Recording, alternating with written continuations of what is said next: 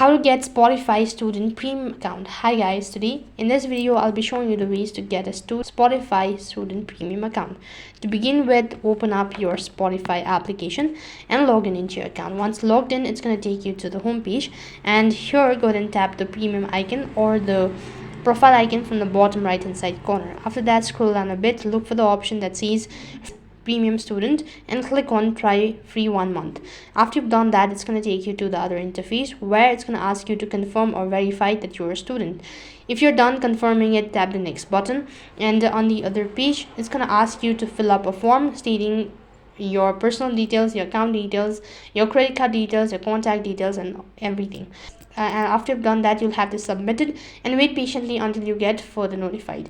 And that's basically how you can get Spotify student premium account. That is all for this video. I hope the video was helpful. Make sure to like, share, and subscribe to our channel. Thank you for watching. See you in the next video.